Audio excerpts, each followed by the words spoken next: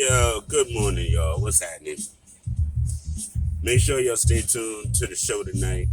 You know what I mean? We got Mr. Lou and I got a lot to cover with football and basketball and everything. All right, so next minute, uh, man, a lot happened yesterday. All right, so I'm gonna take it back a day or so. I'm gonna take it back to the last couple of games. Now, the game against the Suns, I had just honestly, I already knew we weren't winning that game, and it's no disrespect to the team or anybody else or any of that. It's just that I kind of understood that Phoenix is working with some firepower right now. You know what I mean? They are really, really, really keyed in, locked in, and really tough right now. And I knew that. I just wanted us to show up, you know, and put some fight in it. And unfortunately, we didn't. And Thibs is like, all right, something's not right here. Something is not right in the state of Denmark. We were better than this last year. What's happening? All right, so you know what I'm gonna do? We got a big game up against our new rivals, the Hawks. Let me rest Kemba and see what that looks like. Holy smoke, it worked. Now, Burks is a good, solid player, but I don't necessarily think it was Burks starting that got us off on the right foot. It was Burks. Okay, y'all gonna hate me for this, but similar to Elf, we need a defensive point guard guarding from the top of the game, and that's what Burks did for us, and that's what worked. You know what I mean? And even with the captain not having a great offensive game, and I'll get into that in a second because some of y'all was getting on my nerves a little bit with that. Just my own personal feeling is all that is. But back to this: a defensive point guard who can score. That's kind of what we need. We don't need a big name. We need a solid guy. And Burks came in and supplied that for us. And the other great thing that I saw was the kids, man, our youth. You know what I mean? So literally all of the the rhetorical stuff you hear, people saying about coaches and stuff like that. Thibs kind of blew all that up in like 1 week. Like blew it all up in 1 week. Took care of everybody's agenda in 1 week. Wow. I mean, now benching Kemba surprised me. Not that not that he pulled him out of the starting lineup. I get that. But by you're pulling him out of the rotation right now, it was a little stark to me. Now, it could be a couple of things. It could be exactly what Thibs said. Exactly to the letter, and that's it. Also, there could be, an issue with the knee that they don't want to necessarily disclose, but they want to give him time to get right on and heal up, perhaps. You know what I mean? I could definitely wrap my head around that as well. You know what I mean? The one thing I don't necessarily believe, like at all, Bleacher Report, is that they're trying to rev up for a Kemba trade for Ben Simmons. Y'all need to stop coming up with all kinds. Now, granted, Ben Simmons is the type of player at that position I think Thibs would love to get his hands on. I will admit that. Would he fit in this dichotomy of this particular iteration of Knicks team? I don't think so, just to be perfectly honest. And we have a bevy of point guards right now. And I am actually way more excited about the futures of Quickly and Grimes and Deuce than I am with a prima donna point guard that doesn't want to play for the team that drafted him. So and paid him 100+ mil. So there's that. You know what I mean? All intents and purposes. There's that. Uh, but benching Kemba was a strong statement to the rest of the team, to include Fournier, that anybody could get it.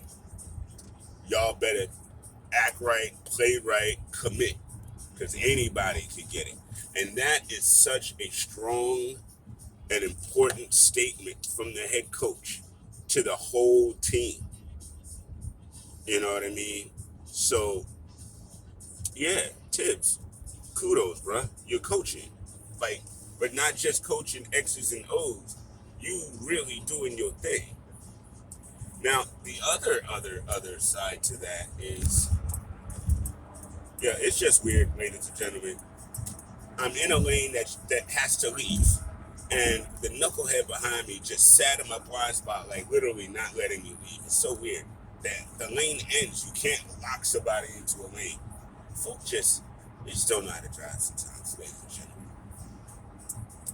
All right, so what do I think is going to happen with Kemba? I think he is going to use this time to heal up, get his knee a bit stronger, to really understand the defensive sets that Thibs likes to run. And if anything, if we catch injuries, we got Kemba off the bench. And come playoffs, dude, I'm sorry, come playoffs, we will need his experience. We will need his veteranship. So, yeah, I see that. I see him being a part of this team. I do see New York Sun coming home. I don't see him being traded mid-season or anything like that unless something else happens and he requests it. But as far as everything I hear from Kemba, he's a wildly stand-up dude and a great professional. So I don't think he's going to be sitting back making noise and, being a distraction or anything like that in the locker room. The exact opposite. I think he's going to be the consummate pro and continue to give advice and help the younger guys grow while he gets his game back to where it needs to be. But Thibs needs defense from his players, all of them. Because here's the thing. If everybody else is locked in and you blow an assignment, now you're forcing someone else to compensate for you. Now, that's fine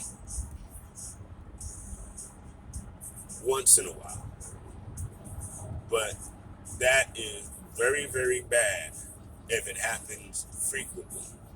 Because then you're never going to get comfortable in your defensive sets because they're constantly changing due to having to compensate for a lost man or something like that. I don't know, guys. I think it's a great move, mainly for what it says to the team about winning and about bringing it to the table and earning your minutes.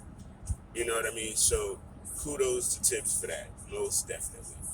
Kudos to Jericho Sims, because Jericho Sims, once you really get used to this game, you are going to be a beast. And I'm looking forward to it. Twin Towers, Mitch and Jericho. Yes. Yes. Dude, once Grimes' shot falls, and I could tell by the way he shoots, it's going to. Once it falls, he's already showed composure, maturity, you know what I mean? Already. And he's a hell of a defender. He gets up in you. Dude, we pick good draft picks. We pick quality draft picks. And I'm hearing Oh gosh, I'm hearing our G League team got some folks performing out of their minds too, and that's what's up because that's the farm system. You know what I mean? And I do expect Jericho, Grimes, and Deuce, especially now that Thibs is shortening up his rotation. I do expect them to get some G League run, and ain't nothing wrong. People need to. If there's anybody out there still acting like the G League, man, is that stop. You know, y'all are completely missing the point of it. So Tibbs, boy, and then by him playing the youth, by Tibbs playing the youth, he has broken that Tibbs doesn't play the kids nonsense. And Tibbs only wants to win. Yes, Tibbs only wants to win, guys, but he's going to win with the guys that he feels are pushing and working towards that win. And in a couple of those games, it was the kids. So he plays the kids. Agenda squashed. He won't bench star players. Agenda squashed. He won't change up the rotations. Agenda squashed. Great job, Tibbs. Great job being the leader of this team, knowing that we are better than we are playing, and that our record should be a lot stronger than it is. So he's making changes to make sure that. I don't think it's just an all in on winning or win now. I think it's always been win now. I think it's always been the focus is on winning from the time Tibbs got here. You know what I mean? He is just looking at, okay, with this team, with these talented guys, how best are we suited to do this? You know, so there you go. Kemba is still Kemba Walker. He's still New York Sun.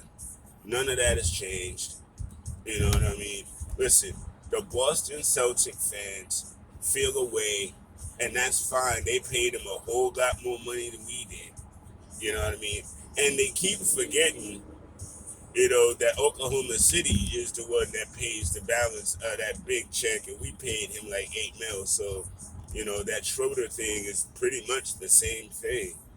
But, you know, Celtics fans want a Celtic, and that's on them, you know. But to me, the benching was surprising. I'm not going to say it was 1,000% warranted, but I understand where he's going with it.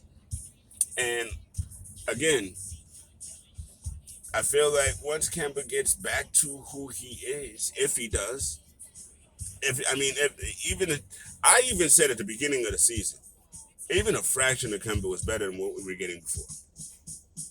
I still stand behind that because Elf ain't getting no run on that team either. He's third string, so it is what it is. You know, at the end of the day, if we need offense, I'd rather we have Kemba than we have Elf. That's just fair, you know. So there that is. I haven't spoken on the Knicks in a little while. You know, big shouts to my partner Danny B. I haven't really spoken on him in a minute.